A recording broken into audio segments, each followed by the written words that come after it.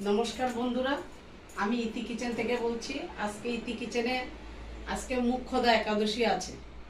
হ্যাঁ, চলছে বলে তো ওই জন্য আমরা চারজন, সেই জন্য আমরা তিনজনে একাদশী করেছি আর ছেলের জন্য রান্না করেছি।